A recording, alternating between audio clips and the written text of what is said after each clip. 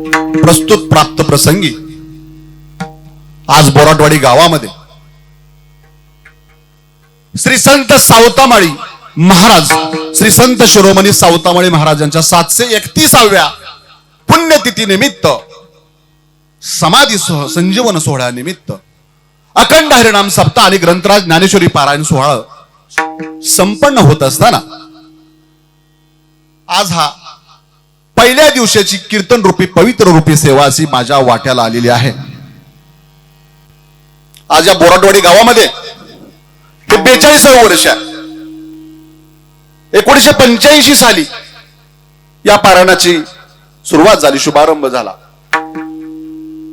आज हे 42 वर्ष पूर्ण होत असताना माझं परम भाग्य, माझी सगळी माय माऊली आहेत, आई वडिलांच्या जागेवर आहेत, भाऊ बहिणींच्या जागेवर आहेत, मायबाप सज्जन मित्र कंपनी सगळे माझी गुरुवर या ठिकाणी उपस्थित आहेत. खर तर गंमत अशी आहे, एक मुद्दा लक्षात घ्या. सगळी तुम्ही मंडळी वयानं मोठी आहे, ज्ञानानं मोठी आहे, अधिकारानं मोठी आहे. तुमच्यामध्ये आज मला या कीर्तन रूपी सेवेचं भाग्य मला मिळालंय. हे तुमच्या कृपाशीर्वादांमुळं, माझ्या आईवडिलांच्यामुळं, माझ्या गुरूंच्यामुळं आणि तुमच्या सगळ्यांच्या आशीर्वादामुळं मला आपल्याच गावामध्ये आप्पासाहेब पहिल्या दिवशीची ही कीर्तन रूपी सेवा मला मिळालेली आहे. तुकाराम महाराज, संत श्रेष्ठ जगद्गुरु तुकाराम महाराजांच्या गाथेतील हा 4 चरणांचा सर्वांना परिचित असणारा नामपर प्रकरणातील हा पहिल्या दिवसासाठी निवडलेला एक सोपा, एक 4 चरणांचा अभंग मी या कीर्तनासाठी निवडलेला आहे. माझ्यासारखा नौका तरुण आज या ठिकाणी असताना मी दिवसभर महाराज विचार करत होतो, या कार्यक्रमाच्या निमित्तानं थोडासा परिहार द्यायचा आहे मला. या प्रसंगी माझ्याच गावामध्ये पहिल्या दिवशी मी आज या कीर्तनाला उभं राहिला असताना मला थोडंसं आश्चर्य वाटतंय की ज्यांनी मला मोठं केलं, ज्यांच्या माझ्यावर संस्कार झाले, ज्यांच्याकडे बघून मी वाढलो, त्या माणसांच्या समोर आज बोलताना माझी काय परिस्थिती होईल. त्या माता माऊल्या माझ्या समोर आहेत, तरी पण तो गुरुचा आशीर्वाद आहे, तो ब्रह्मचंद्र गोंदलेकर महाराजांचा आशीर्वाद आहे, तो हरिभक्त परायण वैकुंठवासी गुरुवर्य गोविंद महाराज केंद्रे यांचा आशीर्वाद आहे, सर्व गुरुजनांचा आशीर्वाद आहे. आज हा कार्यक्रम संपन्न होत असताना महाराष्ट्रातील दिग्गज मंडळी आपल्या समोर आहे. 42 वर्षापासून अविरत या ठिकाणी संतोष महाराज या ठिकाणी येत आहेत. संपूर्ण महाराष्ट्रामध्ये वारकरी संप्रदाय म्हणजे ज्यांचं गाण्यासाठी नाव आहे, जुन्या चाली असतील, फडातील चाली असतील, संप्रदायाच्या गोडव्यातील चाली असतील, गाणारं नाव म्हणजे आमच्या परभणी जिल्ह्यातील संदीप महाराज साटला ज्यांचं गाव आहे. आज 42 वर्ष हरिभक्त परायण माझे गुरुवर्य मधुकर महाराज सानप यांना मी या ठिकाणी मी दंडवत करतो, प्रणाम करतो, वंदन करतो. दुसरे परभणीचे आमचे संपूर्ण महाराष्ट्रातले गायन सम्राट ज्यांना म्हटलं जातं, संप्रदायामध्ये फार मोठं नाव आहे, विलास महाराज काळे, त्यांना मी वंदन करतो. आणि 6 महिन्यापूर्वी ज्यांच्या घरी मला मुक्काम करायचा योग आला, अकोल्यामध्ये लाखनवाला म्हणून गाव आहे, आमचे गुरुवर्य हरिभाऊ महाराज निकोले, त्यांना सुद्धा या ठिकाणी मी वंदन करतो, नमन करतो. अरे आपली माणसं मोठी झाली पाहिजेत, आपल्या माणसाने समाजामध्ये नाव केलं पाहिजे, आपल्या माणसाने वेगळं काहीतरी केलं पाहिजे. कायम ज्या साच्यामध्ये आपण जगतोय त्या साच्यातून बाहेर निघून काहीतरी केलं पाहिजे. माझा माणूस मोठा झाला पाहिजे, नुसता माणूस मोठा नाही झाला पाहिजे, त्या माणसाचं नाव महाराष्ट्रभर झालं पाहिजे, त्या माणसाचं प्रबोधन झालं पाहिजे. असे ज्यांची सतत माझ्यासाठी तळमळ असते ते माझे वडील बंधू, गुरुबंधू, हरिभक्त परायण श्रीकृष्ण महाराज बोराटे आज पहिल्या दिवसापासून या ठिकाणी उपस्थित आहेत. त्यांचंही या ठिकाणी मी स्वागत करतो. 8 दिवस सलग इथं काम करून, आपली स्वतःची नोकरी करून पारायणासाठी काय हवंय नकोय हे बघणार आहे. महाराज तुम्ही उभं राहिलं पाहिजे, तुम्ही बोललं पाहिजे, तुम्ही कीर्तन केलं पाहिजे. किती पराकोटीचा परमात्म्याविषयी, त्या अध्यात्माविषयी पराकोटीचा जिव्हाळा ज्या माणसांच्या मनामध्ये असतो अशी सुद्धा माणसं आहेत. त्यापैकी आमचे हरिभक्त परायण अशोक महाराज बोराटे दिवसभरातलं आपलं काम करून संध्याकाळी सकाळ त्या पारायणासाठी वेळ जातात. ते सुद्धा माझे वडील बंधू आहेत, त्यांना सुद्धा मी वंदन करतो. आमचे वडील बंधू आहेत आप्पासाहेब बोराटे, त्यांचं सुद्धा खूप मोठं या ठिकाणी आम्हाला सहकार्य असतं पारायणासाठी. त्यांना या ठिकाणी वंदन करतो. या संत परंपरेमध्ये, या महाराष्ट्रामध्ये ज्ञानेश्वर महाराजांच्या नंतर अनेक संत होऊन गेले, महामानव होऊन गेले, थोर पुरुष होऊन गेले. त्या परंपरेपासून गोंदाणेकर महाराजांच्या परंपरेपर्यंत ही जी संत परंपरा महाराष्ट्राला मिळालेली आहे, या परंपरेमध्ये आत्ता चालूमध्ये गोंदाणेकर महाराजांच्या नंतर ज्यांचं नाव घेतलं जातं संत बाळूमामा. आपल्यातली लोक बाळूमामाला आदमापूरला जातात, दर्शन घेतात. फार मोठं त्यांचं काम आहे. त्या बाळूमामांचा आशीर्वाद काय डोक्यावर पडला, एक अनुभूती झाली, एक साक्षात्कार झाला. आणि आमच्या आंधळी गावातला विकास पाटील सारखा कीर्तनकार बाळूमामांच्या चरित्रावर कीर्तन करू लागला. मनस्वी आनंद आहे. एकदा त्यांच्यासाठी टाळ्या वाजवा. एका वर्षामध्ये 27 कीर्तन केली. ते संप्रदायाची कीर्तन करत नसतील, मी तर कुणाचा गोडवा गात नाही. आपल्या मुलांना या कार्यक्रमामध्ये आणलं पाहिजे. ज्ञानोबा तुकोब आपल्या मुलांना सांगितले पाहिजे, त्यांना पारायणामध्ये आणलं पाहिजे. हा हट्ट आई वडिलांनी धरला पाहिजे. म्हणून हे सांगायचंय समाज मनाला आज खरोखर याची गरज आहे. सगळ्यांनी माळा घालावा हा इथं विषय नाही. या संपूर्ण जगतामध्ये जगत हे ब्रह्मांड ईश्वर चालवत असताना एक येणारी तरुण पिढी, भावी पिढी, सुसंस्कृत पिढी झाली पाहिजे, आध्यात्मिक पिढी झाली पाहिजे. आता जो आपण अभंग घेतलाय, सारासार विचार करावट आवटे नामधारा कंठी विठोबाचे, या 4 चरणांच्या अभंगामध्ये तुकाराम महाराज जीवनाचा आदर्श आणि जीवन मूल्य आपल्याला त्यातून सांगून जातात की तुम्ही आयुष्यामध्ये काय केलं पाहिजे. शिकवण आपल्याला हे संत देतात. त्या संत परंपरेमधील बाळूमामांचा आशीर्वाद त्यांना काय मिळाला, त्यांनी एका वर्षामध्ये 27 कीर्तन झाली. ते संप्रदायामध्ये त्यांनी कीर्तन केलं नसेल, पण मधुकर महाराज बाळूमामांच्या चरित्रावर इंदापूर तालुक्यामध्ये, सोलापूर जिल्ह्यामध्ये सगळ्यात जास्त ज्या महाराजांनी युवकांनी कीर्तन केली ते आमचे विकास पाटील या ठिकाणी आहेत. अरे 4 वर्षापूर्वी प्रश्न मला एका युवकानं विचारला. त्यांची आई आणि ते माझ्याकडे आले होते, महाराज आता काय केलं पाहिजे, माझा मुलगा गायक झाला पाहिजे, आप्पासाहेब माझा मुलगा कीर्तनकार झाला पाहिजे, काय केलं पाहिजे. मी तरी काय सांगावं, आता मी तरी एवढा मोठा अभ्यासू माणूस आहे का. त्यांना सरळ सांगितलं, वारकरी शिक्षण संस्थेला 100 वर्षांची परंपरा आहे. तुम्ही आळंदीला, संतोष सर तुम्ही आळंदीला त्या मुलाला ठेवू शकता, पंढरपूरला ठेवू शकता. एवढं सांगायचं कशासाठी, आपल्याच माणसांनी आपल्या माणसांचं कौतुक केलं पाहिजे, आपल्याच माणसांनी आपल्या माणसांना हात दिला पाहिजे. माझं कीर्तन थोडं वेगळ्या पद्धतीचं आहे. अनेक जिल्ह्यामध्ये, 4-5 जिल्ह्यामध्ये मला व्याख्यानासाठी शाळा कॉलेजमध्ये योग आले, हायस्कूलमध्ये मी जातो, व्याख्यानासाठी जातो. आजचा युवक, त्याच्या समोरची परिस्थिती, त्याच्या समोरची असणारी आव्हानं, संत साहित्य असेल, इतिहास असेल, तत्वज्ञान असेल, ह्या व्याख्यानासाठी मी जात असतो. आणि त्या पद्धतीने, एक वेगळ्या पद्धतीने मी तुम्हाला कीर्तनाचं सांगणार आहे की आज कशाची गरज आहे. आणि या 4 चरणाच्या अभंगातून मर्यादित वेळेमध्ये, वसंत गुरुजी मर्यादित वेळेमध्ये आपल्याला ते कीर्तन पूर्ण करायचं आहे. त्यांच्या आईला मी सांगितलं, तुम्ही आळंदीला त्या मुलाला ठेवा, 100 वर्षाची वारकरी शिक्षण संस्थेची परंपरा आहे, आळंदीला ठेवा, नसेल तर पंढरपूरला ठेवा. वारकरी शिक्षण संस्थेमध्ये अध्यापक म्हणून आपले आत्माराम महाराज शास्त्री राहतात, ते अध्यापक आहेत, तुम्ही त्यांना नाना शिकवायला तिथं ठेवू शकता.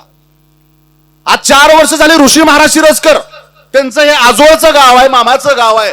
ऑक्टोबरला त्यांचा पाठ सगळा संपूर्ण, त्यांचं शिक्षण पूर्ण होणे, गायक म्हणून बोराटवाडीचा दुसरा हिरा परत आपल्याला ऋषी महाराज शिरस्कर, हरिभक्त परायण ऋषी महाराज शिरस्कर गायक आणि कीर्तनकार म्हणून ते नव्यानं पदार्पण करतायत. तुम्हाला सुद्धा वंदन दंडवत. या ठिकाणी आमचे उपस्थित आनंद महाराज, त्यांनी सुद्धा माळ घातलेली आहे. बजरंग नाना नेहमी आम्हाला सगळे सहकार्य करतात.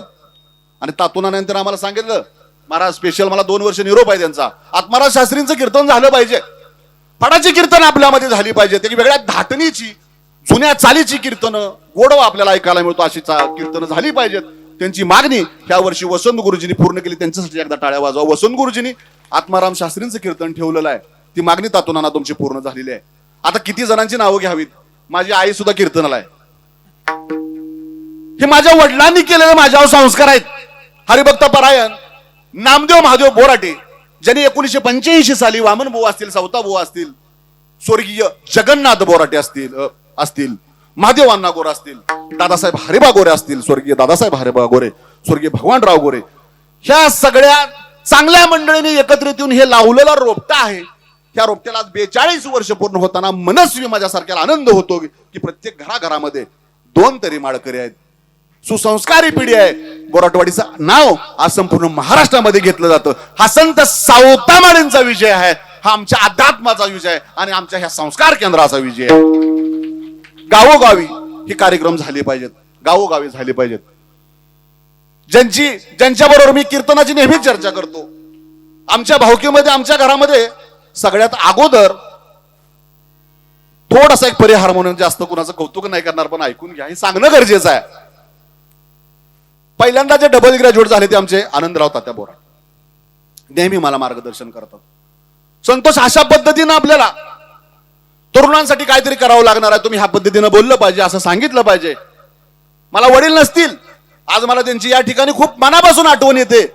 95 साली ते गेले, जाताना त्यांनी मला काय विचाराचा वारसा दिला. आज माझी आई इथं उभी आहे, तिनं सुद्धा परमार्थासाठी खूप केलं, आमच्यासाठी खूप केलं. सगळीच आई वडील प्रत्येकासाठी करतात, त्यांचा वारसा म्हणून आज मी या ठिकाणी उभा आहे. मला जरी वडील नसले तरी आमच्या चंद्रकाकी असतील, आनंदात त्यांनी आई वडिलांच्या भूमिकेनं पाठीवर हात ठेवला आणि सांगितलं, आता मागं नाही सरायचं, हे काम पूर्ण करायचं. आणि नेहमी मला ते मदत करतात. आमचे दत्तात्रय बोराटे आहेत. या ठिकाणी विशेष उल्लेख असा करावा लागतो, आम्ही फक्त पारायणालाच येतो, आधी मध्ये कधी आलो मंदिराला नमस्कार घालतो. काय आप्पासाहेब, फारशी सेवा होत नाही. अरे जगायला पाहिजे, पैसा कमवला पाहिजे, पैसा कमवणं हा पुरुषार्थ आहे महाराज. पैशासाठी आम्हाला काम करावं लागतं, कुटुंब आहे, प्रत्येकालाच काम करावं लागतं, पैसा कमवावा लागतो, शेती करावं लागते, नोकरी करावं लागते. त्या निमित्तानं आम्हाला फारसा वेळ देता येत नाहीत. त्यात मुलं बाळ आणि त्यात लग्न करून बसलोय म्हणल्यावर आता जबाबदाऱ्या खूप आहेत. आता मागं कसं सरायचं, फारसा वेळ देता येत नाही. आमची अनुपस्थिती असताना सुद्धा वर्षभर वसंत गुरुजी हरिपाठ करतात. आमच्या चंद्रकाकी आहेत, मच्छिंद्र गोरे साहेबांची आई आहेत, दौलत आप्पा गोरे आहेत, आमचे टेलर आहेत, हेमंत दादा, ही सगळी जी मंडळी आहेत, ही सगळी मंडळी वर्षभर इथं हरिपाठ करतात. आम्ही फक्त 8 दिवसासाठी येतो. सगळ्यात मोठं जर योगदान या अध्यात्मामध्ये, या गावामध्ये कुणाचं असेल तर हे हरिपाठ दररोज करणाऱ्या मंडळींचा. आप्पासाहेब काय बरोबर आहे? मुद्दा असा आहे की त्यांनी ते टिकवलेलं आहे, त्यांचा परमार्थ झालेला आहे. आज खरं तर मी बोलल्यामुळे बाजूला जाऊन बसली काय तरुण मंडळी, कुठं वयस्कर माणसाचा परमार्थ झालेला आहे गुरुजी, वयस्कर माणसाचा परमार्थ झालेला आहे. मग परमार्थ नक्की कुठल्या वयामध्ये केला पाहिजे? आपण अभंगाकडे येणार आहे, पण काय गोष्टी मला बोलायच्या. नक्की परमार्थाकडे आपण कधी येणार आहे? अरे या तरुण मुलांना, या तरुण पिढीला ज्ञानोबा तुकोबा आपण सांगितले पाहिजेत, आई वडिलांनी सांगितलं पाहिजे. 8 दिवसांचा हा सोहळा आहे, ही ज्ञानाची दिवाळी आहे. ही रोजची दिवाळी नाही, दिवाळी काढणार वर्षातून एकदा, ज्ञानाची दिवाळी आहे. हे संतांच्या विचाराची दिवाळी आहे.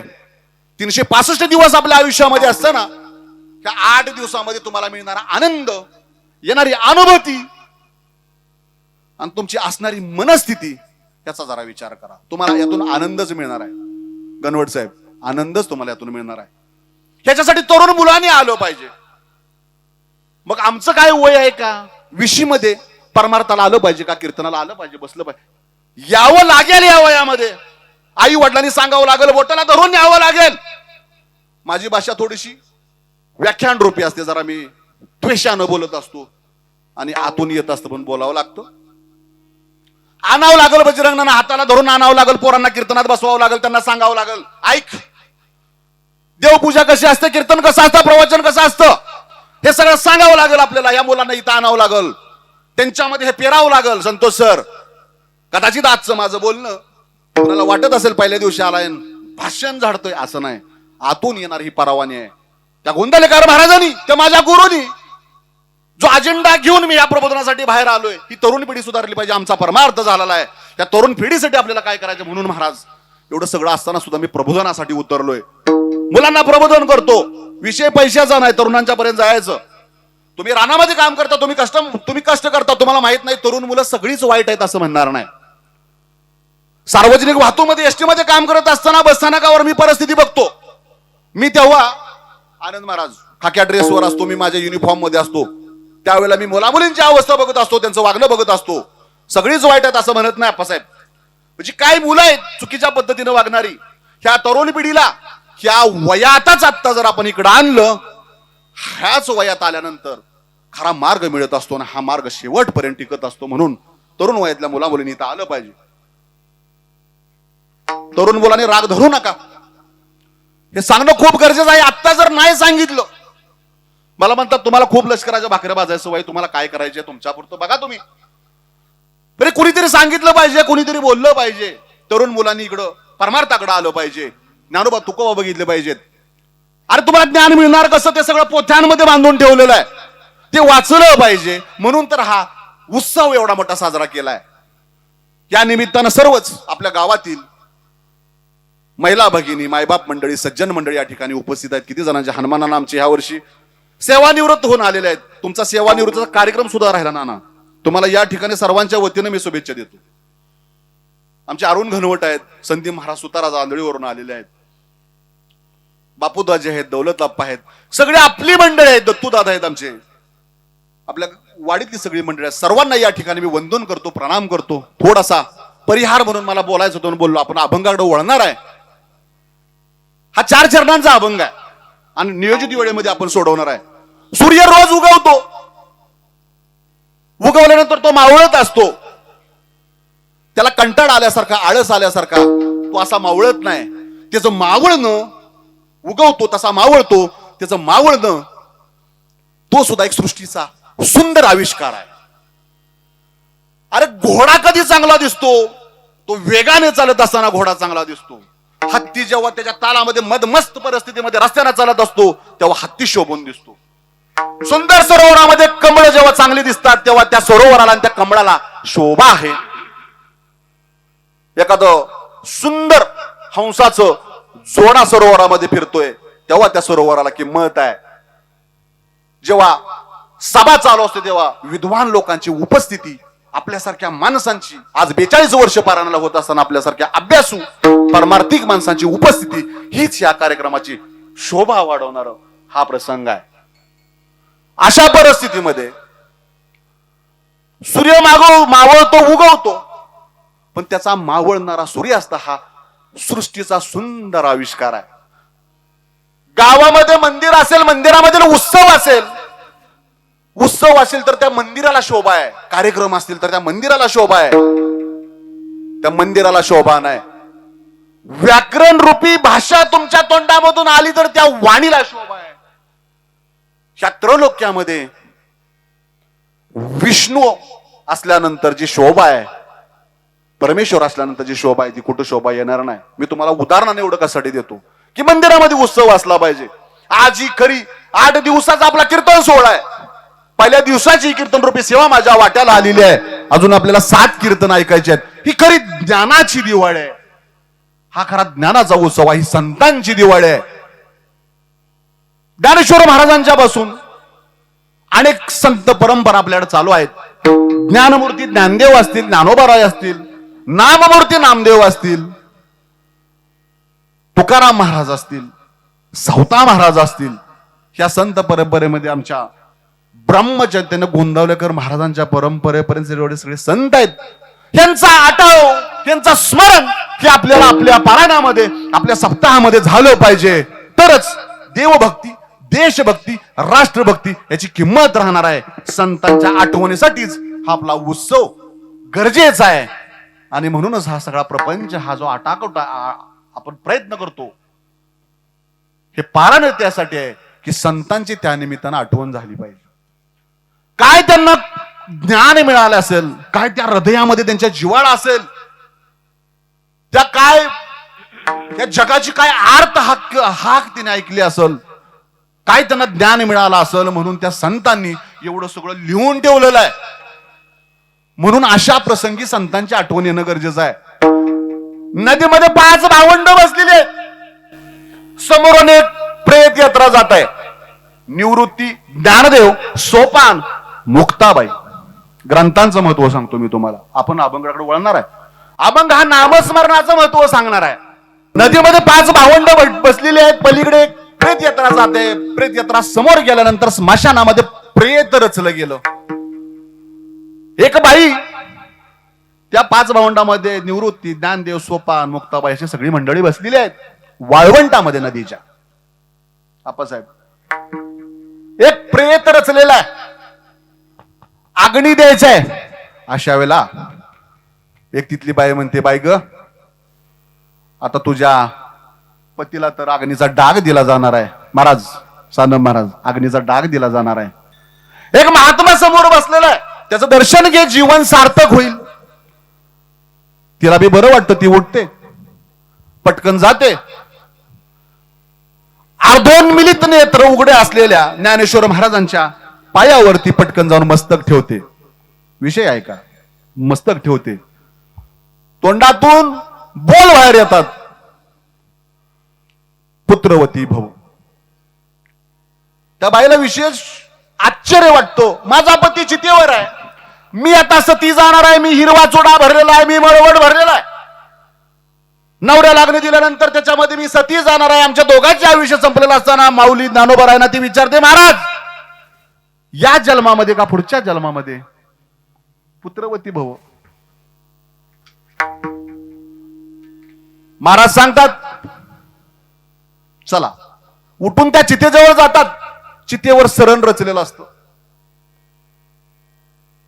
जाऊन त्या चितेवर, चितेच्या जवळ जाऊन ते सांगतात, उठा सच्चिदानंद, आत्ता उठा. सच्चिदानंद रूप असलेला आत्मा आता जाऊ शकत नाही, तुम्हाला उठावं लागेल. आपला स्वतःचा हात मैताच्या डोक्यावरून ते फिरवतात. जसे वडील प्रेमानं आपल्या मुलाच्या डोक्यातून हात फिरवतात, जशी लाडकी आई आपल्या लाडक्या मुलाच्या मस्तकावरून हात फिरवते, इतक्या प्रेमानं हात फिरवते. त्याच मिनिटाला, त्याच क्षणाला झोपेतून उठाव्याचं सच्चिदानंद बाबा ताडकर उठून बसतात. कैसा वासुदेव बोलो बाळापती माया जरी खेला,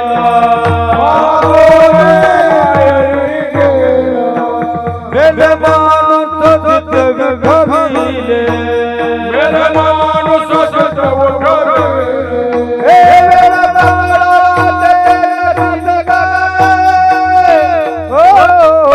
कैसा वासुदेव बोलो बोलो, कैसा वासुदेव बोलो बोलो.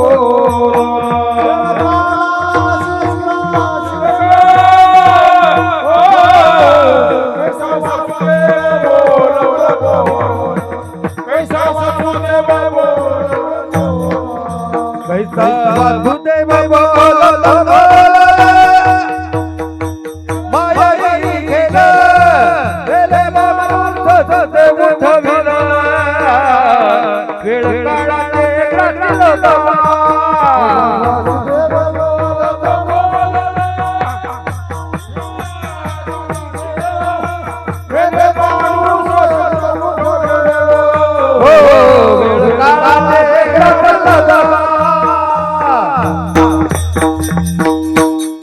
ताडकन सच्चिदानंद बाबा उठून बसले.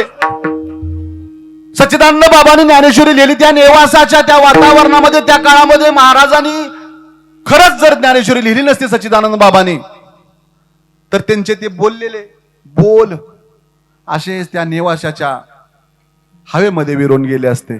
आज सच्चिदानंद बाबांच्यामुळे ज्ञानेश्वरी आपल्याला अनुभवायला मिळालेली आहे. आपण उत्सव प्रिय माणसं आहे, आपण उत्सव प्रिय माणसं आहे. कीर्तनामध्ये येण्याचं सर्वांनाच भाग्य मिळतं महाराज, असं काय नाही. कीर्तनामध्ये आल्यानंतर असं वाटतं की इथं मोक्ष मिळतो, इथं मुक्ती मिळते. खरं तर विकास महाराज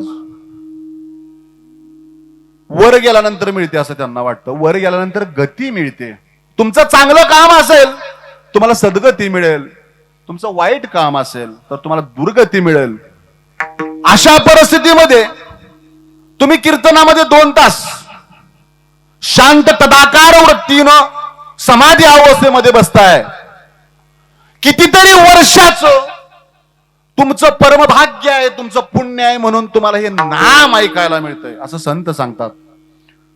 सहस्त्र वर्षाची तुमची काहीतरी पुण्य आहे म्हणून तुम्हाला याच ऐकायला मिळतंय. तुम्ही या ठिकाणी येऊन बसला, तुमचं एवढं पुण्य आहे.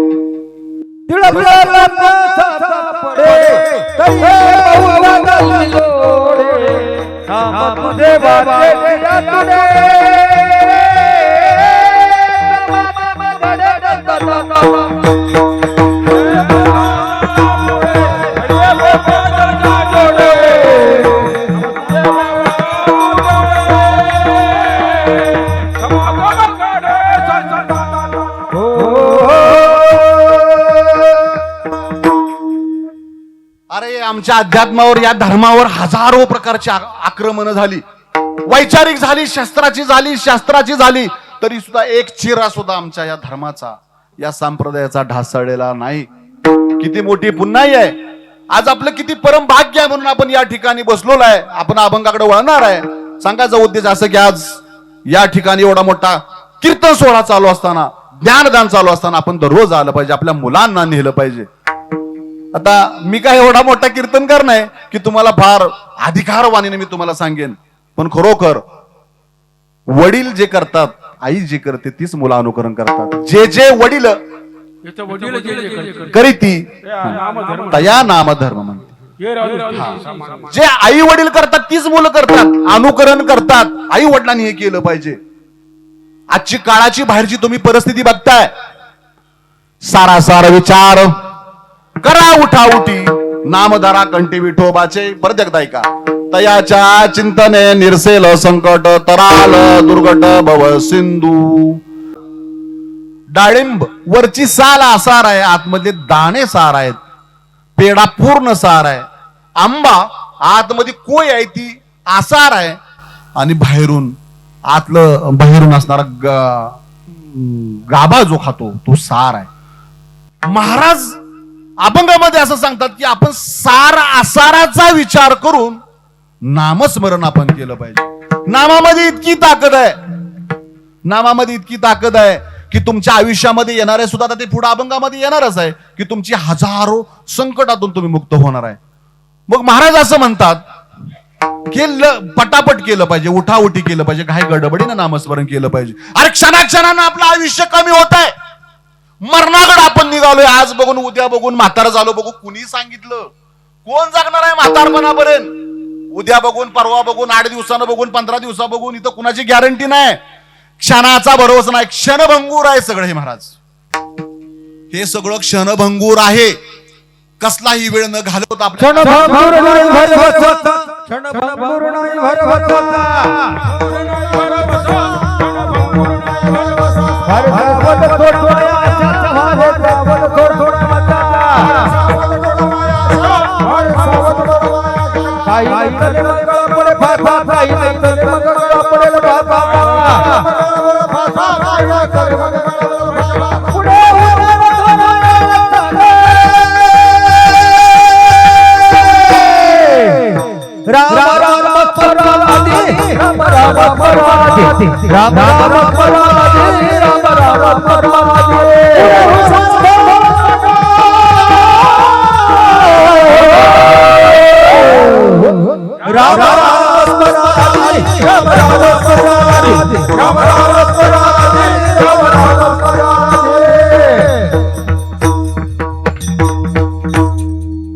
आसाराचा विचार आपल्या परमार्थिक माणसाने करायचे. सारा आसाराचा विचार करत असता विचार हा एक बोल, हे अक्षर खूप महत्वाचं, त्याच्यावर सुद्धा बोललं पाहिजे. एक विचार माणसांचं आयुष्य घडवतो. तरुण माझ्या दिदी आणि दादांनो नीट ऐका. एक विचार मनामध्ये आला. एक विचार काय करू शकतो? शास्त्रज्ञ विचारानं घडतात.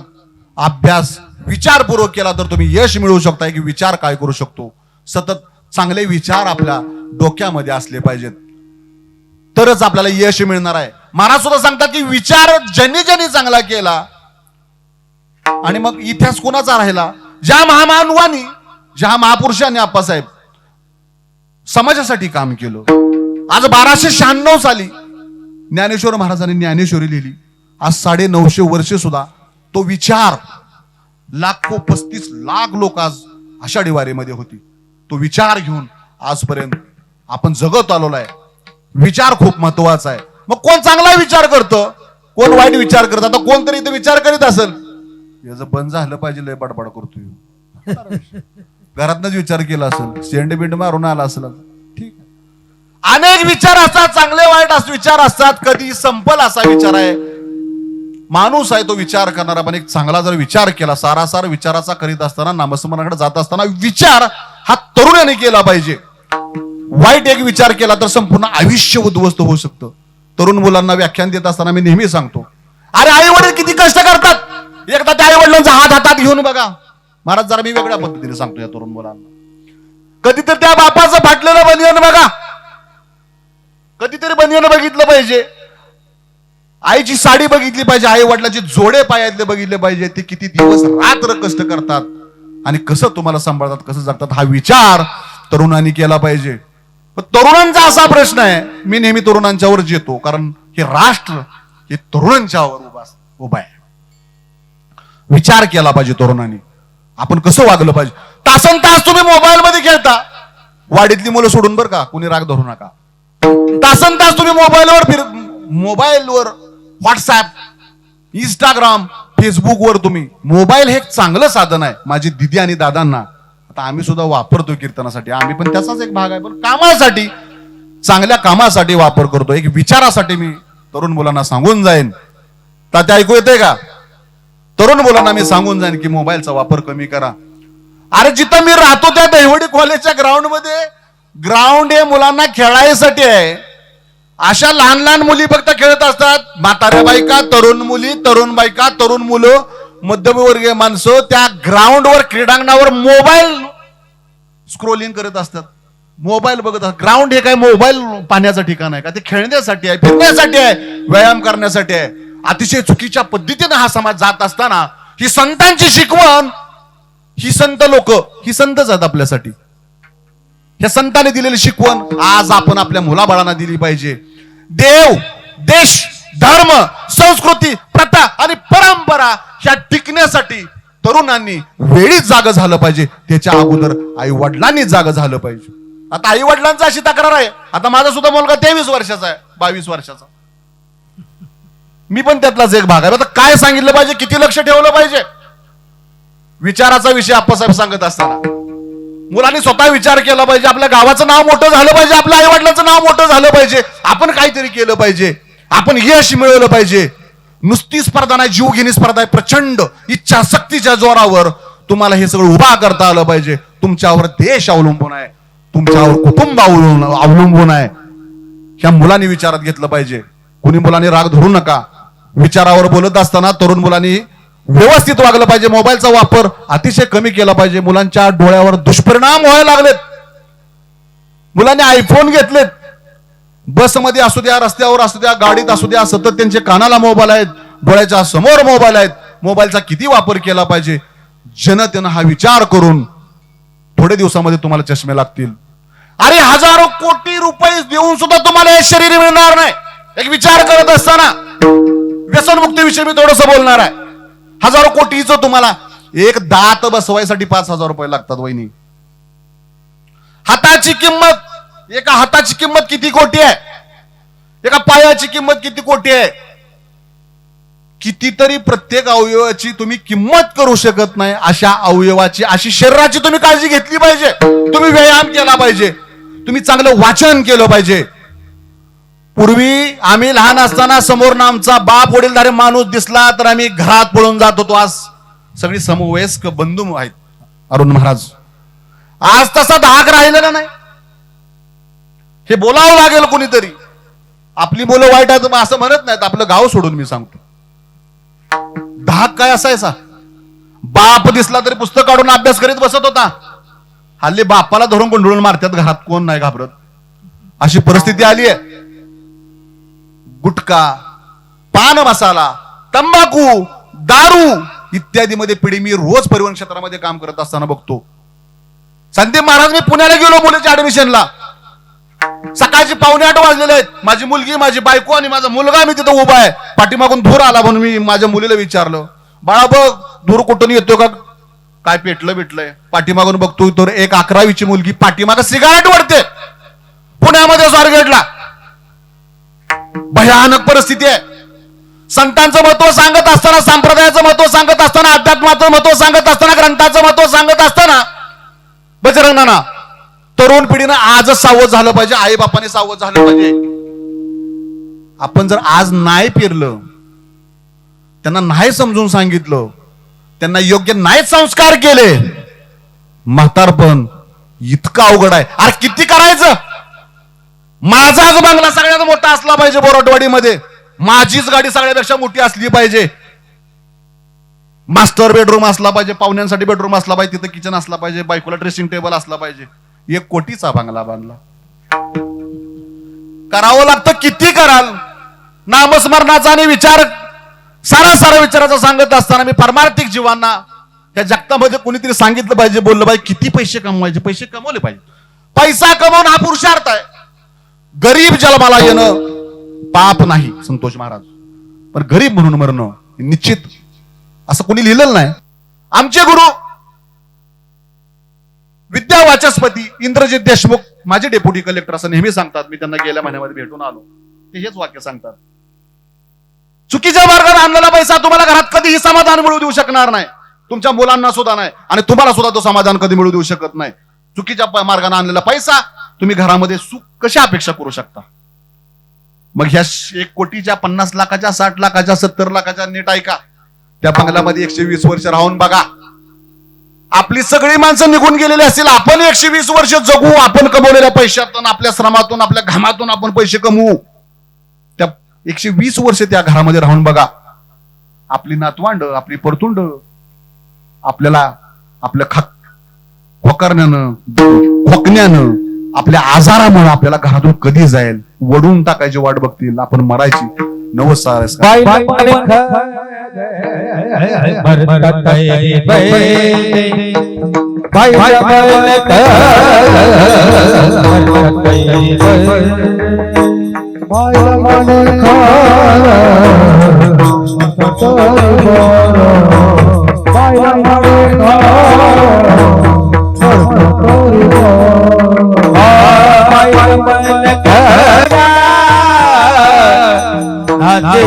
खरो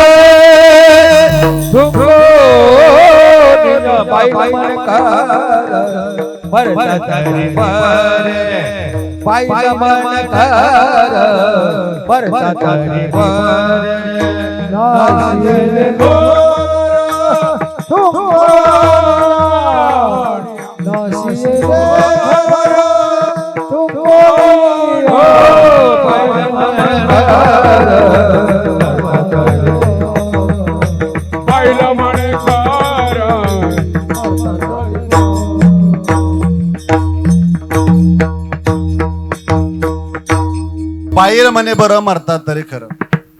स्वतःची बायको स्वतःचे कुटुंबीय म्हणतात हा मी आला तरी बरं होईल. काय याच्यापेक्षा वाईट आहे? एवढं जगून तरी काय उपयोग आहे? इतकं कष्ट करायचं, एवढा त्रास सोसायचा, मुलाबाळांच्यासाठी एवढं सगळं करायचं ना, आपली हाला अपेष्ट व्हावी. कमवा ना, पैसे कमवा, दागिने कमवा, चांगला संसार करा, चांगलं दान करा. एवढा मोठा ज्ञानदानाची एवढी मोठी दिवाळी चालू असताना तुम्ही अन्नदान केलं पाहिजे, तुम्ही वर्गणी दिली पाहिजे. आपल्या स्वतः दुर्योधनाच्या वृत्तीची खूप माणसं आहेत.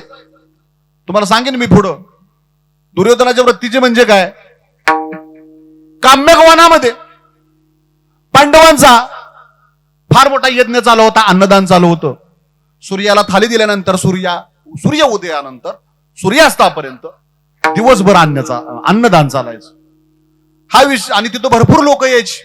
दिवसभर अन्नदान, त्यांचं नाव झालं, लोकांच्या मध्ये नाव झालं, लोक त्यांना मानायला लागले, त्यांचं कोड कौतुक करायला लागले. दुर्योधनाच्या लक्षात आलं की आपल्याला इथं काय किंमत नाही.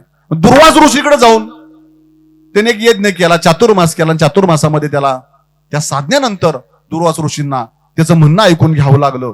आणि दुर्वास ऋषींना दुर्योधनावर रात्रीचं 1 वाजता पहिल्या प्रहाराला तिथं पाठवून दिलं आणि इच्छा भोजनाची त्यांनी मागणी करायला लावली. त्यांचं जे अन्नदान चालू होतं ते सकाळी सूर्योदयानंतर सूर्यास्तापर्यंत असायचं. रात्रीचं कुठनं जेवण आणायचं? पांडवांच्या पुढे फार मोठा प्रश्न पडला. आता यांना जेवण कुठून वाढायचं आपण? तरी सुद्धा द्रौपदी म्हणते काय काळजी करू नका, आपण व्यवस्था करूया. ही योजना कोणाची आहे माहितीये का? दुर्योधनाची. अशा दुर्योधनाच्या वृत्तीची माणसं सुद्धा आपल्या समाजामध्ये आहेत. सांगायचा उद्देश एवढाच आहे, अन्नदान केलं पाहिजे नवऱ्यानं. नवरा जर अन्नदान करत असेल, घरातला कर्ता पुरुष जर अन्नदान करत असेल, तर पत्नीनं, घरातल्या व्यक्तीनं त्यांना सांगितलं पाहिजे. 4 लोकांच्या मुखामध्ये गाज जाणार आहे, पोट भरून लोकांना अन्न मिळणार आहे, ते दान, ते पुण्य आपल्याला मिळणार आहे. तुम्ही पाठीमागं राहू नका, हे पत्नीनं सांगितलं पाहिजे. चांगल्या कामामध्ये पत्नीचा सहभाग असला पाहिजे. या ज्ञानदानामध्ये, या पवित्र ज्ञानदानाची इतकं मोठं महत्व आहे. आपण नामस्मरणावर येणार आहे, नामस्मरणाचे किती मोठं महत्व आहे मी तुम्हाला सांगणार आहे. त्या अभंगाकडे आपण वळणार आहे. नामस्मरण कशासाठी केलं पाहिजे? महाराज सांगतात उठाउठी नामस्मरण करा, वेळ घालवू नका. कुठल्याही प्रकारचं तुम्ही नाम घ्या, नामाशिवाय तुम्ही जगू शकत नाही. एक साधा विचार करा, वाईट विचार करून जर तुमच्या शरीरावर परिणाम होत असेल, चिंता करून तुमचं शरीर थकत असेल, तुम्हाला त्रास होत असेल, आजार जडत असतील, चांगला विचार करून तुमचं शरीर सुधारत असेल, तुम्ही आनंदी राहत असाल, तुम्हाला बरं वाटत असेल, प्रकृती चांगली राहत असेल, तर नामाचं सुद्धा महत्व, तुम्ही सतत नाम घेतलं की तुमच्यावर येणारे अनेक संकट सुद्धा तिथं थांबणार आहे. संकटातून सुद्धा तुमची सुटका होणार आहे. विकास महाराज घेताना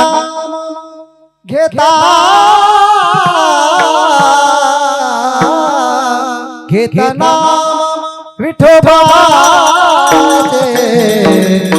पर्वत दळती पापाचे, पर्वत दळती पापाचे. घेताना विठोबाचे, घेताना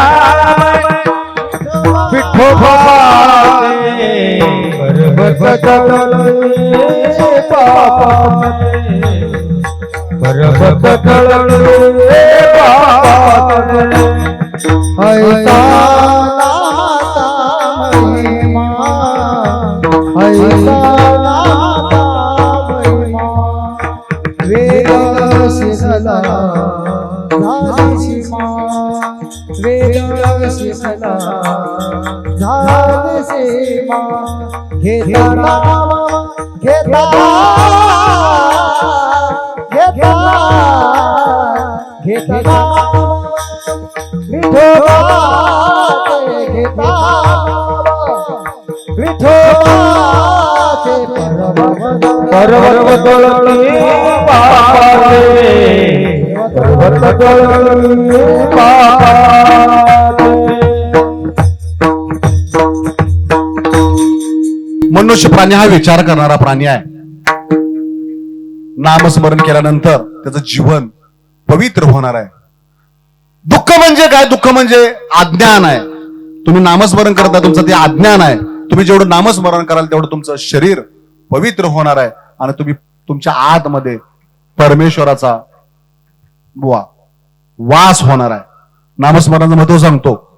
आपल्या गावापासून 12 किलोमीटर अंतरावर असलेलं ब्रह्मचंद्र गोंदवलेकर महाराजांचं गाव आहे. सगळ्यांनी नीट लक्षपूर्वक ऐका. राम नाम घेण्यासाठी त्यांनी आयुष्य वेचलं. कालावधी ब्रिटिश सरकारचा आहे. 1896 साली प्रचंड मोठा दुष्काळ संपलेला आहे. 1897 साली प्लेगची साथ आली. त्यावेळेला महाराजांचं महत्व सांगतो. आपल्या गावाशेजारी इतके मोठे साधू पुरुष होऊन गेले. नामाचं महत्व काय असतं लय लांब जायची गरज नाही. महाराजांना प्लेग झाला. दहिवडील एक मामलेदार होते 100 वर्षापूर्वीचे संतोष सर गुरुजी, ही गोष्ट आहे हेमंतदादा. दहिवडीच्या मामलेदारांना कळालं की गोंदवलेकर महाराजांना प्लेग झालाय. आता गोंदवल्याला गेलं पाहिजे, त्यांना क्वारंटाईन केलं पाहिजे, त्यांना रानात ठेवलं पाहिजे, कुठेतरी एका बाजूला ठेवलं पाहिजे.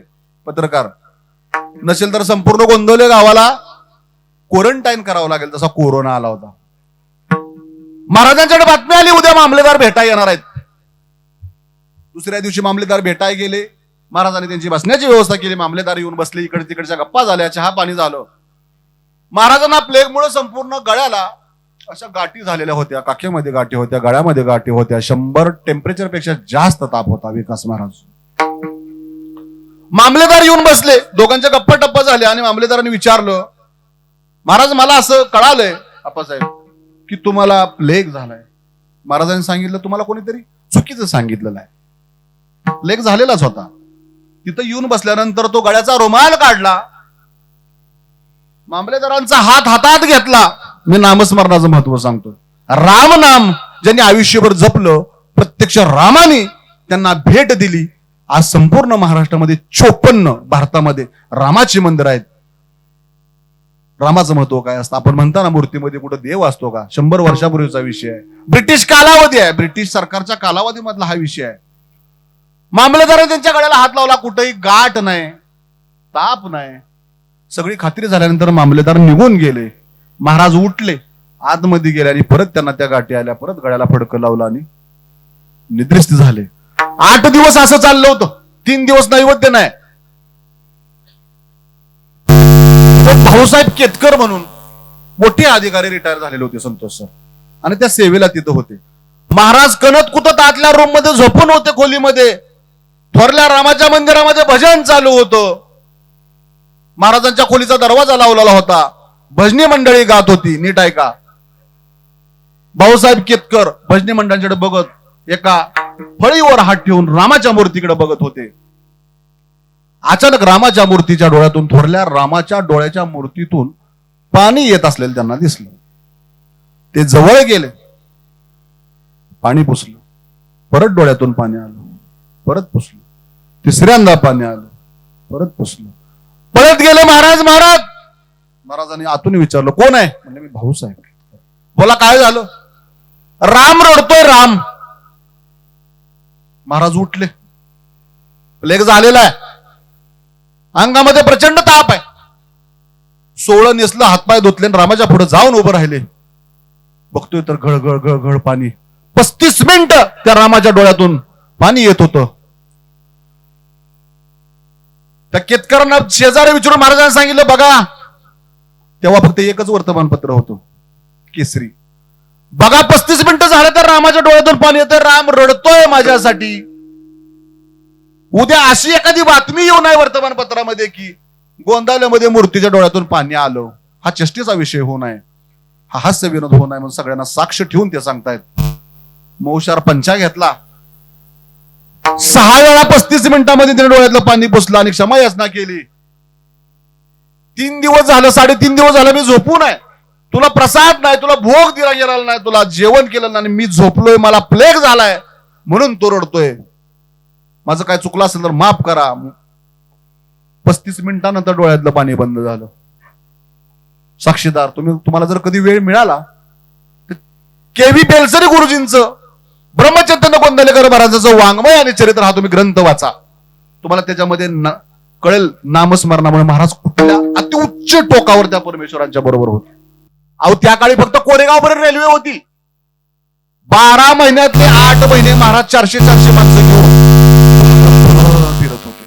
त्यांचं एवढं महत्व कशासाठी सांगतोय? ही माणसं मोठी का असतात? त्या माणसाचा इतिहास का राहतो? त्यांच्या विचारांचा वारसा अखंड ग्रंथ रूपानं का मागं राहतो? हे समाजासाठी काम करतात. हे नामस्मरण केलेलं आहे.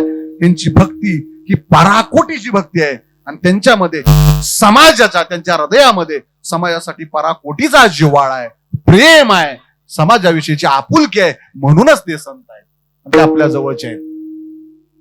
12 महिन्यातले 8 महिने गोंदवलेकर महाराज 400 माणसं घेऊन फिरायचे. तुम्ही जर कधी इंदूरला गेला, इंदूर मी आलो 2 महिन्यापूर्वी जाऊन. इंदूर हे महेश्वर जवळ आहे, उज्जैन शेजारी. तिथं गोंदवले धाम फार मोठा आहे. तिथं सुद्धा नामस्मरण खूप चालतं. रामनामाच्या वेळापायी त्यांनी 54 मंदिरं भारतभर बांधली. इतकं मोठं नामस्मरणाचं महत्व. 1909 साली निमिषारामध्ये जात असताना घोडागाडीमध्ये बसले. घोडागाडी आप्पा महाराज समाधीकडे चौकाकडे जात असताना, आत्ताच्या सोलापूर रोडकडे जात असताना सगळ्यांना हात केला, मी गोंधळ सोडतो, आता परत येणार नाही ना. रामनाम काय असतं बघा. जलमुनिया कुळी वाचेस मरे राम, वाचेस मरे राम. आपल्या अभंगाचा त्यातच भावार्थ आहे. पाठीमागून माणूस पडत आला, महाराज थांबा, महाराज थांबा. महाराजांनी घोडागाडी थांबवायला लावली. गाडी परत वळवली आणि गाडी वळवून विचारलं, काय झालं, कशासाठी तुम्ही गाडी थांबवली? संदीप महाराज. तो सेवेकरी सांगतो, महाराज राम रडतोय. तो अश्रू पुसले. अश्रू काय थांबत नव्हते. रामाच्या मूर्तीतून आजही ती मूर्ती 100 वर्ष झालं तिथंच आहे. आपण त्या मूर्तीचं दर्शन घेतो, ती मूर्ती आजही तिथंच आहे. त्यांना परमेश्वर प्राप्त झाला. त्यांच्यासाठी त्या ईश्वराच्या डोळ्यातून पाणी आलं आणि ती मूर्ती आज तिथे असून आपल्या भक्तीमुळं किंवा आपल्या समोर त्या मूर्तीच्या डोळ्यातून पाणी का येत नाही याचा विचार समाजाने केला. तेवढी भक्ती पाहिजे, तेवढं नामस्मरण पाहिजे. हात जोडून सांगितलं, रामराया ती माझ्यावर प्रेम करशील, माझं काय चुकलं असेल तर माफ कर. या जनता जनार्दनाला सोडून मी कुठेही जाणार नाही. महाराजांनी माफी मागितली आणि त्या क्षणाला बंद झालं. त्याच वेळा जय जयकार झाला, पुन्हा भजन झालं. नामस्मरणाचं एवढं मोठं महत्व आहे. एक विचार सार म्हणजे चांगला विचार केला पाहिजे, परमेश्वराचं नाम घेतलं पाहिजे. 1296 साली ज्ञानेश्वर महाराजांनी ज्ञानेश्वरी लिहिली. ज्ञानेश्वरी लिहिली 16व्या वर्षी महाराज, 21व्या वर्षी समाधी घेतली, 16व्या वर्षी ज्या जगाचं ज्ञान त्यांनी ज्ञानेश्वरीमध्ये लिहिलं, वय होतं 16, 10वीत असेल मुलगा आत्ताच्या वयोमानानुसार. जगाचं ज्ञान, भगवद्गीतेची टीका म्हणून जी ज्ञानेश्वरी लिहिली, 10वीतल्या मुलाला निबंध लिहिता येतोय का आता? काय ज्ञान असेल, काय पराकोटीची भक्ती असेल त्यांची, ते विष्णूचा अवतार होते असं आपलं संत सांगतात. मग तरुण वयातच मुलांनी का आलं पाहिजे? सारासाराचा विचार आपण का केला पाहिजे? आता ह्या माणसांचा भरून पावलेला संसार आहे, आयुष्यभर कष्ट केलंय, मुलाबाळांच्यासाठी सगळं केलेलं आहे, पाहिजे एवढं सगळं केलेलं आहे, आणि आता खरी गरज त्या अध्यात्माला, त्या देशाला, त्या राष्ट्राला, आपल्या कुटुंबाला कोणाची असेल तर तरुण ह्याच्यामध्ये आलं पाहिजे. एखादा पाहुणा घरी येणारा म्हणजे तुम्ही घर साफ करताय, त्या परमेश्वराला जर आत घ्यायचा असेल तर तुमचं हृदय मन साफ करा. म्हणजे काय केलं पाहिजे? तुका म्हणायची करावे निर्मळ, तुका म्हणायची करावे निर्मळ, गोपाळ राय गोपाळ राय, तुका म्हणायची करावे निर्मळ, तुका म्हणायची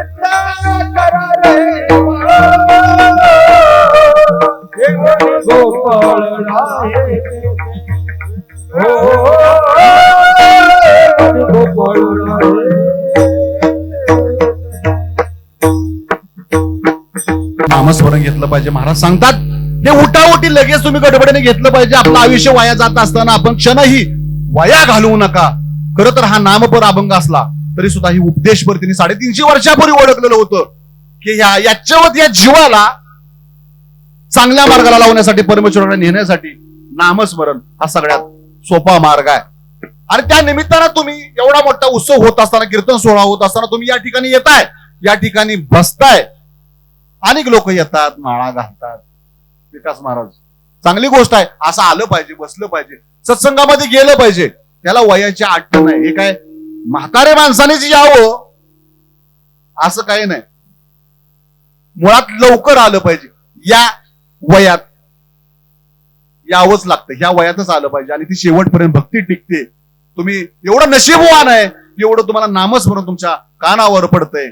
आणि महाराज अगदी अंतकरणापासून सांगतात की तुम्ही चांगला विचार करा, सरासराचा विचार करा. सरासर विचार करा उठा उठी, सरासर विचार करा उठा उठी, सरासर विचार करा उठा उठी, सरासर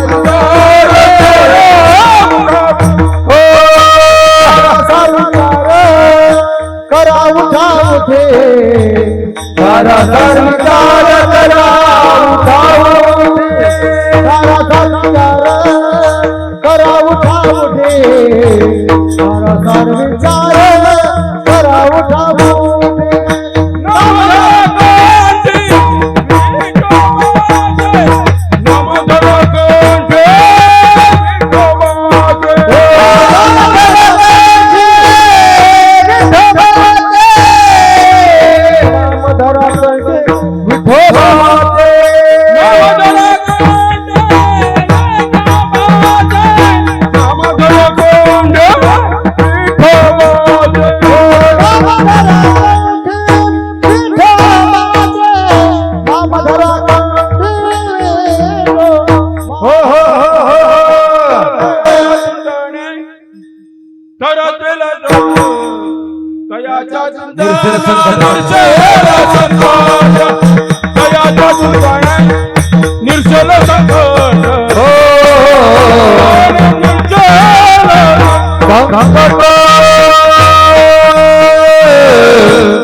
काय हो महाराज तुम्ही सांगता की असा सारासारा विचार करा, विठोबाचं नाव घ्या, नामस्मरण करा. मग काय होईल नक्की? नामस्मरण घेतल्यानंतर काय होईल? असा साधा प्रश्न विचार, काय होईल? हे बघा, संसार करत असताना हे आयुष्य पुन्हा नाही, हे एकदाच आहे. ही संधी पुन्हा नाही. ही संधी जीवनामध्ये येणारी कुठलीही संधी असू द्या, ही संधी कुणी वाया नाही घालवली पाहिजे. नामस्मरण तर आपल्याला घ्यावं लागणार आहे. त्या नामस्मरणामुळं महाराज असं सांगतात की तुमच्या आयुष्यामध्ये येणारी अनेक संकट, अनेक त्रास, अनेक व्याधी तुमच्या कमी होणार आहेत. नामाच्या चिंतनी बारा वाटा पळदेवी बारा वाटा पळदेवी बारा वाटा पळदेवी हो रामाचा चंद्र भरावाला पळदेवी गे भरावाला पळदेवी गे भरावाला पळदेवी गे. तुम्ही नामस्मरण केल्यानंतर तुमच्या अनेक मोठी मोठी संकट दूर होणार आहेत आणि भवसागर जो हा संसाराचा आहे तो तुम्ही तरुण जाणार आहे. हे बघा, आपण संसार करत असताना अनेक संकट आहेत, कटकटी आहेत, पैशाचे आहेत, भांडणं आहेत, गावात अनेक व्याप आहे. हे सगळं करत असताना हे प्रत्येकाच्याच वाटेला आहे. फक्त वाटतं त्यांचं चांगलं चाललंय, त्यांच्याकडेच गाड्या आहेत, त्यांच्याकडेच बंगला, असं बघतानाचा दृष्टिकोन आहे. दुसऱ्याचं दिसताना आपल्याला सगळ्या गोष्टी मोठ्या दिसतात आपल्याला, पण त्याच्या पाठीमागे असलेला त्रास, प्रत्येक माणूस हा त्रासलेला आहे. प्रत्येक माणसाला संकट आहेत, अडचणी आहेत, फक्त दिसत नाहीत. दिसताना फक्त पॉश दिसतोय माणूस, चांगल्या परिस्थितीमध्ये दिसतोय, पण तशी परिस्थिती नसते. मग आपण सतत नामस्मरण केल्यानंतर हा दुर्गट असा, अवघड असलेला भवसागर हा संसारातून आपण पार करून जाणार आहे. तुम्हाला इतिहासामधील मी एक गोष्ट सांगेन. त्या जिजामातेने एक विचार केला. मुंडक्यांची मिनार केले जात होते, लग्नातून मुली पळवून नेल्या जात होत्या, गोट्यातून गायी ओढून नेल्या जात होत्या, रानातली पिकं कापून नेली जात असताना दैन्य आसमानी संकट, मोगली संकट, निजामशाही संकट असताना शाही सगळ्या बाजूने त्रसलेली जनता होती. स्वराज्याचं स्वप्न त्या जिजाबाईने एक विचार मनामध्ये आणला की माझ्या मुलानं रयतेचं राज्य आणलं पाहिजे, समाज सुखी झाला पाहिजे, जनतेला एक राजा मिळाला पाहिजे. लहानपणापासून बाळकडू दिलं गेलं. आज राजगड घे, उद्या तोरणागड घे, सिंहगड घे, अशी हजारो स्वप्न त्या जिजामातेने एक विचार करून जी बघितलेली होती ती सगळी शिवाजी महाराजांनी पूर्ण केली. अहो, तो रायगड कुठे, तो आग्रा कुठे, डांबरी रस्ते नव्हते, फोनची सोय नव्हती, बजरंगनाना फोनची सोय नव्हती, कुठं हॉटेल्स नव्हते, मोबाईल नाही, सिम कार्ड नाही, आयशो मारमाचं कुठलंही साहित्य नसताना नजरबाज हिरांच्या माध्यमातून तिचे जाळं पसरून स्वराज्य उभं केलं. एक विचार त्यांच्या मनामध्ये आला होता. जिजामाता आणि शिवाजी महाराज शहाजी महाराजांना भेटायला इतिहासातला एक दाखला देतोय. बेंगलोरला गेलते. बेंगलोरचे राजे होते शहाजी महाराज, कुतुबशाहीच्या काळामध्ये, निजामशाहीच्या काळामध्ये. शहाजी राजांच्या दरबारामध्ये संध्याकाळी नाच गाणं चालू होतं. आप्पासाहेब, आपला मुलगा का दिसत नाही? तिथं दुसरी पत्नी एक होती शहाजी राजांची. जिजाबाईंच्या लक्षात आलं आपले शिवबा दिसत नाही, तिकडे तिकडे शोधाशोध केली, सेवकांना पाठवलं. नंतर लक्षात आलं एक नर्तकी तिथं नाचत आहे आणि त्या नर्तकीचा नाच बघण्यासाठी आपला पुत्र शंभू बाळ त्या ठिकाणी गेलेला. एक विचार काय असतो बघा. सेवकाला पाठवून त्यांना बोलवून घेतलं. राजे, तुम्ही कुठे गेला होता? त्यांनी सांगितलं, महालाच्या पलीकडच्या बाजूला नाच गाणं सुरू होताना नर्तकीचा मी नाच बघत होतो. जिजाबाईंनी तेव्हा सांगितलं, आपण नाच बघायला इथं आलो नाही, लग्नातनं मुलं पळवलं जात आहेत, माणसांची कत्तल केली जाते, माणसांना खायला नाही, बायकांचे अत्याचार केले जातात, जगणं मुश्किल होऊन बसलेलं आहे, त्राही जीवन झालेलं आहे. नाचणारी बघायसाठी आपण इथं आलो नाही, जगाचा तारणहार तुला ह्या महाराष्ट्राचा व्हायचा आहे असं त्यांना सांगितल्यानंतर त्या दिवशी त्यांनी ठरवलं की हे रयतेचं राज्य मी उभं करीन. आणि त्या जिजाबाईच्या का विचारातून होतं का नव्हतं, त्यांना ते राजे होते, त्यांनी कधी विलास सुख कधी त्यांनी बघितलं नाही. एखाद्या मोहिमेवर जाताना कधी बायका बरोबर नेली नाही, त्यांनी कधी अशी मजा केली नाही. समाजासाठी त्यांनी काम केलं. म्हणून आजही 350 वर्षानंतर माझ्या राजाचं नाव या समाजामध्ये एवढं घेतलं जातं. एक विचार शिवाजी महाराजांचा आपण सगळ्यांनी केला पाहिजे तरुण पिढीनं. आज आम्ही जेव्हा फिरायला जातो गडगोटावर, हा सांगायचा विषय नाही, कीर्तनाचा पण एक प्रबोधन म्हणून कोणीतरी बोललं पाहिजे. संतोष महाराज जिथं स्वतःच त्यांनी रक्त सांडलंय, जीवाचं बलिदान दिलंय, महिला असतील पुरुष असतील, कितीतरी लोक होऊन गेली त्या काळापासून. रक्त सांडले, स्वराज्य उभं केलंय, त्या ठिकाणी तुम्ही जाऊन दारू पिता, त्या ठिकाणी जाऊन तुम्ही पार्ट्या करता. हा तुमचा कसला विचार आहे? समाजामध्ये याची जागृती झाली पाहिजे, तरुण पिढीने वेळेच विचार केला पाहिजे. सगळीच मुलं पितात असा विषय नाही, पण माझ्यासारख्या एका तरुणाला वाटतं की ह्या नवजवानांनी याचा विचार केला पाहिजे. नवजवानांच्या हातामध्ये आता देशाचं स्टेरिंग आहे, ते चालवणार आहेत. आणि हे नवजवान जेव्हा चांगला विचार घेऊन समोर जातील, म्हणून नवजवानांनी सुद्धा नामस्मरण केलं पाहिजे. हसतात म्हणून, हसतात. नामस्मरण म्हणजे काय? तुम्ही नामस्मरण करून बघा. सतत तुम्ही काम करत असाल, कॉलेजमध्ये असाल, शाळेमध्ये असाल, रानामध्ये असाल, नोकरीमध्ये असाल, तुम्ही स्वयंपाक करताय, माय माऊली आहेत, तुम्ही काम करता, तुम्ही नामस्मरण करू बघा. नामस्मरणाची काय ताकद आहे. नचिकेळकर म्हणून एक लेखक आहेत, त्यांचा भाव महादेव केळकर दहिवडीमध्ये पोस्ट मास्तर होते 100 वर्षापूर्वी. दहिवडीला बदली झाली. बदली झाल्यानंतर कुणीतरी सांगितलं एवढे मोठे गोंदवलेकर महाराज आहेत, असं आहे तसं आहे. राम नामाचं परत एकदा महत्व आहे का? कोण म्हणले असल तो असाच बुवा गोसावडा असल, काय त्याला कळतं. लोक फितवायची, मठ बांधायचे, काहीतरी करायचं, अन्नदान करायचं, ह्या गोष्टी चालूच होत्या.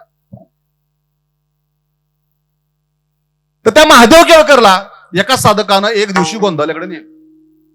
महाराजांनाही महादेव केळकर तिथं पोहोचायच्या अगोदर कळालेलं होतं की हा एक नास्तिक माणूस पोस्ट मास्तर आपल्याकडे आलेला आहे. बराच वेळ झाल्यानंतर, जेवण वगैरे झाल्यानंतर महादेव केळकरांना गोंधळकर महाराजांनी जवळ बोलवून घेतलं.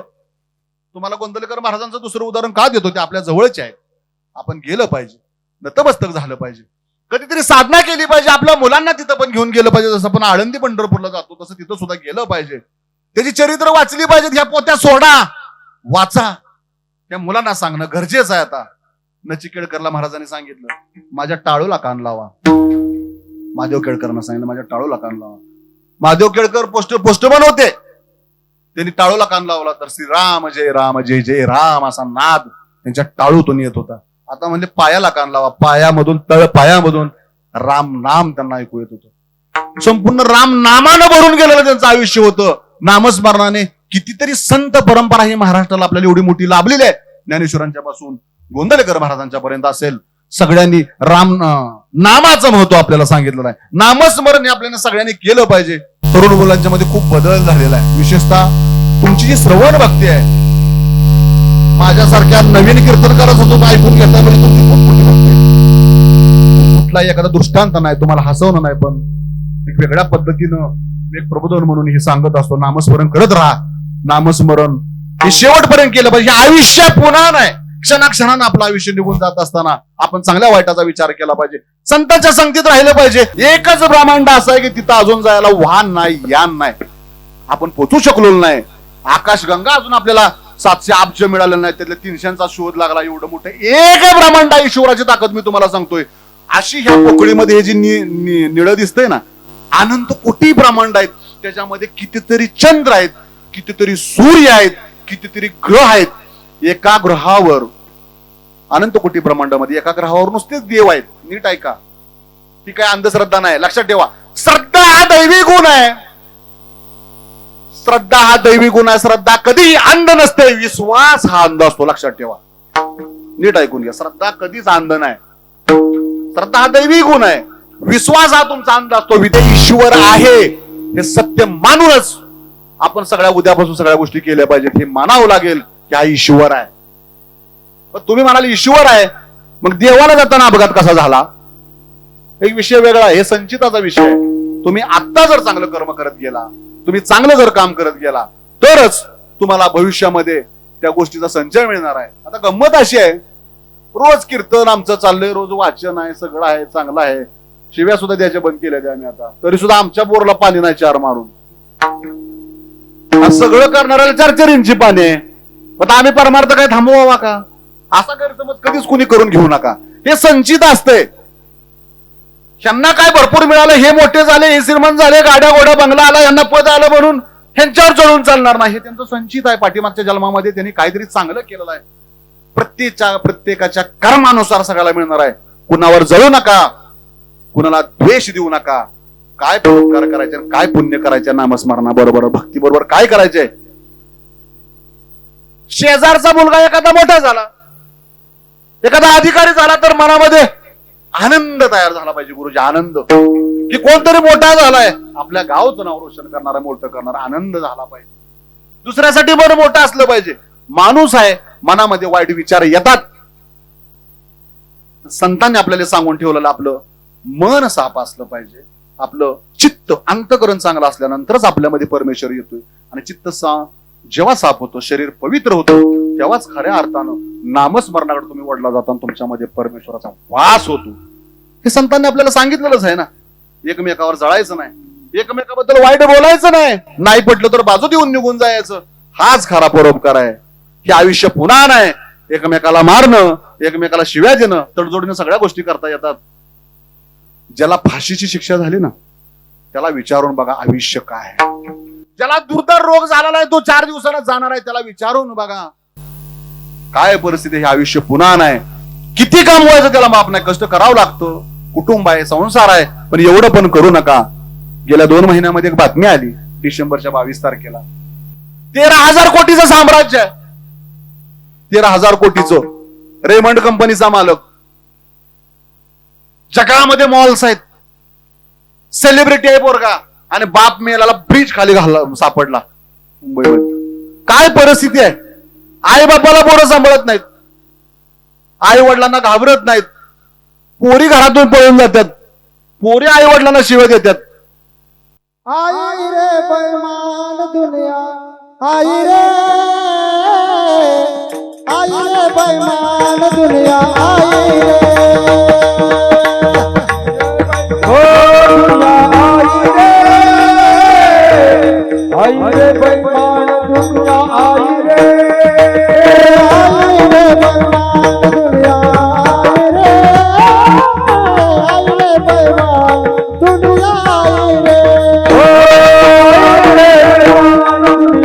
रे बैमान दुनिया, आई रे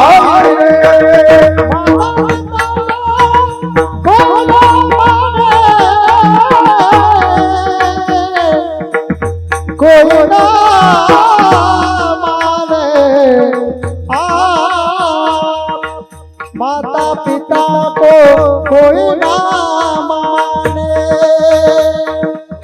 औरत का बहुमा,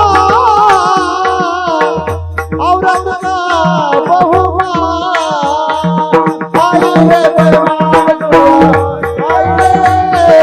आई रे बैमान दुनिया, आई रे बैमान दुनिया, आई रे बैमान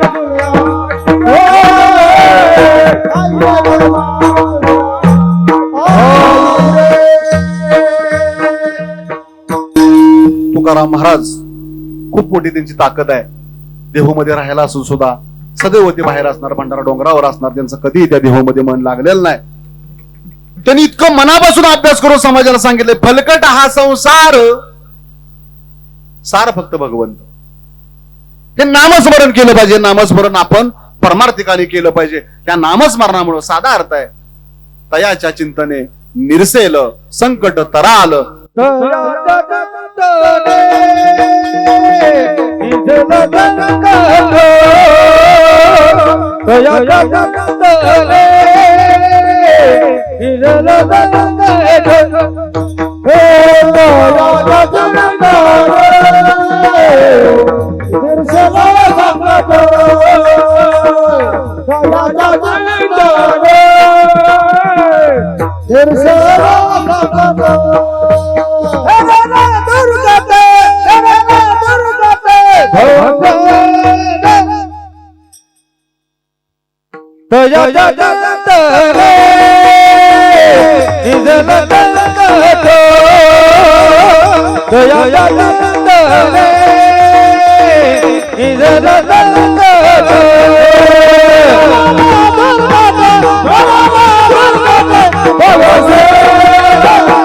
रामकृष्ण हरी दयाच्या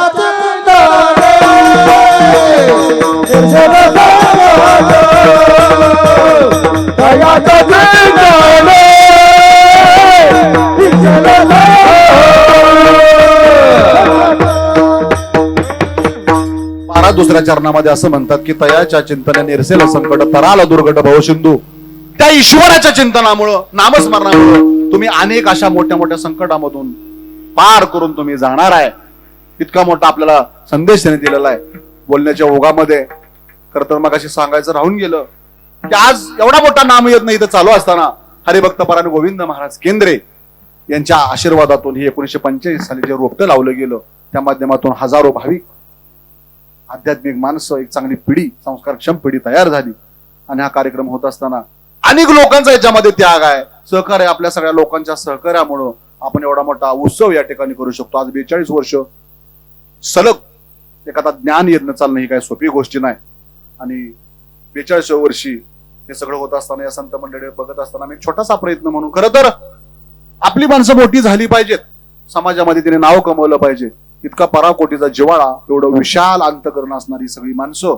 म्हणूनच संतोष भाऊ गोरे आज खरं तर कीर्तनाला सौजन्य त्यांचं आहे. त्यांनी मला गेल्या वर्षी सांगितलं की महाराज तुम्ही कीर्तन केलं पाहिजे. म्हटलं मी प्रवचन करतोय, कीर्तन अजून काही जमत नाही, पण मी प्रयत्न करीन. माझ्या गाण्याचा क्लास चालू आहे, मला प्रॅक्टिस करतोय, मला अजून गाता येत नाही, पण मंडळी मला साथ करतात आणि मी प्रयत्न करीन. गेल्या वर्षी मी त्यांना नकार दिला, पण ह्या वर्षी अशोक महाराज असतील, संतोष महाराज गोरे, संतोष सर गोरे आहेत, त्यांनी सांगितले की तुम्ही हे कीर्तन केलं पाहिजे. त्या माध्यमातून खरं संतोष भाऊ गोरे ह्या आपल्या गावातल्या तरुण मंडळींना घेऊन अरुण घनवट आहेत, अशोक महाराज आहेत, संदीप सुतार आहेत, हेमंत दादा आहेत, वसंत गुरुजी आहेत, आमच्या चंद्रकाकी बोराटे आहेत, कमलताई बोराटे आहेत, अशोक बुवांच्या आई आहेत. ही सगळी परमार्थिक मंडळी सगळी एकत्रित येऊन भजन करतात. स्वर्गीय वैकुंठवासी दादासाहेब हरिबा गोरे ज्यांनी आम्हाला भजनाचा ट्रेंड दिला, ट्रेंड नाही म्हणता येणार, एक वारसा दिला. अध्यात्मामध्ये वारसा हा कुटुंबाचा नसतो, हा समाजाचा वारसा असतो. तो वारसा त्याने दिला. स्वर्गीय वैकुंठवासी आबासाहेब गोरे गुरुजी ज्यांनी आम्हाला भजनाचा वारसा दिला, तो वारसा आज तेवढ्याच ताकदीनं समाजातली तरुण मुलं एकत्रित आणून भजनामध्ये आणून एक वेगळं चैतन्य, एक वेगळा माहोल एक त्यांनी तयार करण्याचं काम संतोष भाऊ गोऱ्यांनी केलेलं आहे. जसं गुरुजींनी काम केलं, मी त्यांचं कौतुक करतोय, अशातला भाग नाही. जसं गुरुजींनी काम केलं तसंच संतोष भाऊंचं काम भजनामध्ये, अध्यात्मामध्ये. आज सुद्धा पारायणामध्ये सकाळपासून त्यांचा खूप मोठा सहभाग आहे. सगळ्यांच्या बरोबरीने ते काम करतात.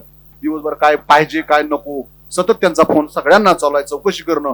कुठलंही सामाजिक काम असो, कमन कोटी कुळती पुणित तुका मन कोटी कुळती पुणित तुका मन कोटी कुळती पुणित तुका मन कोटी कुळती पुणित भावनात गीते विठोबाचे भावनात गीते विठोबाचे गजाच्या संताने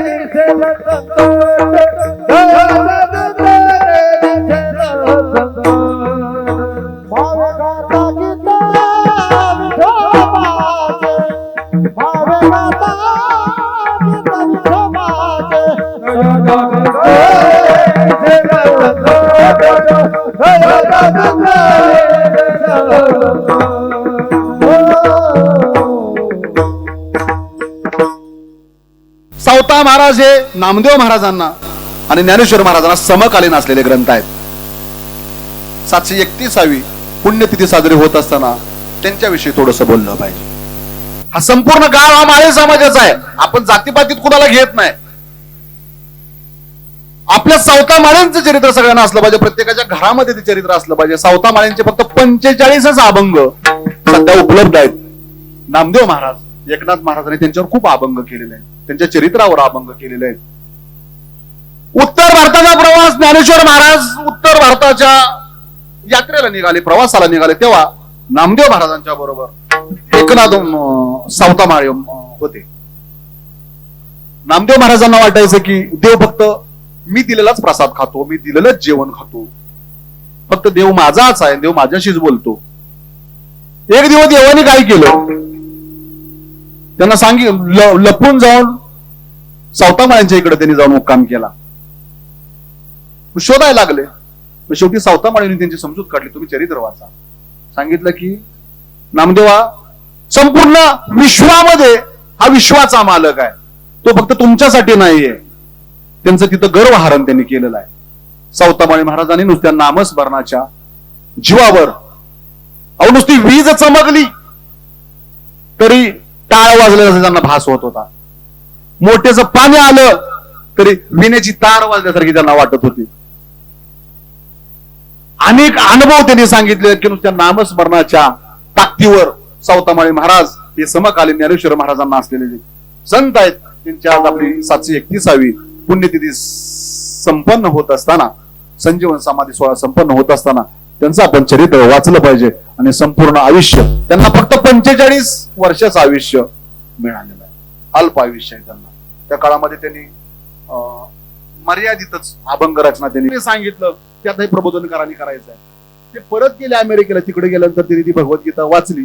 जगाचं तत्वज्ञान, जगामध्ये असणारे सगळे संकट, अडचणीची उत्तरं त्यांना त्या भगवद्गीतेमध्ये मिळाली. त्यांनी त्यांच्या पियेला बोलवलं बराक ओबामांनी. भगवद्गीता तर मी वाचलेली आहे, खूप मोठं ज्ञान आहे, जगामध्ये असं कुठंच ज्ञान नाही. मग अजून एखादा असा काय ग्रंथ आहे का की ह्या क्वालिटीचं आम्हाला ज्ञान मिळू शकतं?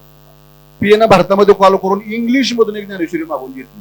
7 दिवसामध्ये बराक ओबामांनी वाचून दाखवली. आणि 2 महिन्यानंतर एक पत्रकाराने त्यांना प्रश्न विचारला की तुम्ही भारत दौऱ्यावर 4 महिन्यापूर्वी गेलेला असताना तुम्हाला सगळ्यात मोठी तिथं काय गोष्ट भावली, तुम्हाला काय मिळालं, तुम्ही कसं आहात?